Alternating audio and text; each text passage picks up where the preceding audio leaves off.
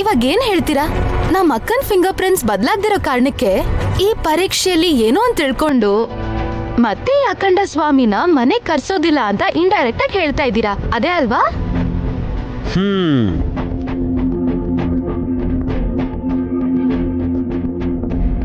ನಾವು ಹೇಳ್ದೇ ಇದ್ರು ನೀನ್ ಜಾಸ್ತಿ ಹೇಳಿದ್ರೂನು ನಿನ್ ಮಾತನ್ನ ನಾವು ಖಂಡಿಸ್ಲಿಲ್ಲ ಸುಮನ.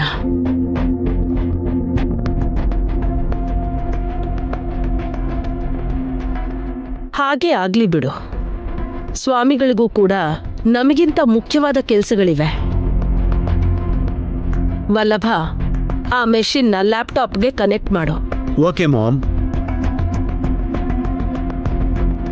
ಟೆಕ್ಸ್ಟೈಲ್ ಕಂಪ್ನಿಗೆ ಆಕ್ಸೆಸ್ ಕೊಡಿ ಅದಕ್ಕೆ. ನೀನ್ ಹೇಳೋದಲ್ಲ, ನಾನ್ ಹೇಳ್ಬೇಕು. ಹಾ, ಸಾಫ್ಟ್ವೇರ್ ಕಂಪ್ನಿಗೆ ಆಕ್ಸೆಸ್ ಕೊಡೋನು. ಬೇಡ ಬಿಡು. ಆಟೋಮೊಬೈಲ್ಸ್ ಕಂಪ್ನಿ ಕೊಡು. ಕರೆಕ್ಟ್. ನೈನಿ, ನೀನ್ ಜಾಸ್ತಿ ಶ್ರಮ ಪಡೋ ಅವಶ್ಯಕತೆನೇ ಇಲ್ಲ. ಯಾವುದೇ ಹೆಬ್ಬೆಟ್ ಹೊತ್ತಿದ್ರೂ ಆಕ್ಸೆಸ್ ಆಗುತ್ತೆ. ಈಗಿದ್ದರ ಅವಶ್ಯಕತೆ ಏನಿದೆ ಯಜಮಾನ್ರೆ? ಹಾಗಾದ್ರೆ ತಪ್ಪಿಸ್ಕೊಳಕ್ಕೆ ಅಂತ. ಅಯ್ಯೋ,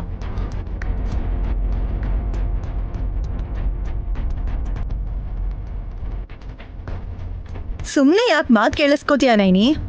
ಕಿರುಬೇರಲಿಟ್ಟರೂ ಪರವಾಗಿಲ್ಲ, ಅದು ಓಪನ್ ಆಗುತ್ತೆ ಅಲ್ವಾ? ಕಮಾನ್. ಅದು ಹಾಗಲ್ಲ ಅಕ್ಕ. ಬೇಗ ಆಕ್ಸೆಸ್ ಕೊಡಕ್ಕ. ವಿಶಾಲಾಕ್ಷಮ್ಮ ತಾಯಿ, ಫಿಂಗರ್ ಪ್ರಿಂಟ್ಸು ಮ್ಯಾಚ್ ಆಗದೆ ಇರೋದ್ರಿಂದ ಖಂಡಿತ ಸಿಕ್ಕಾಕೋತೀನಿ.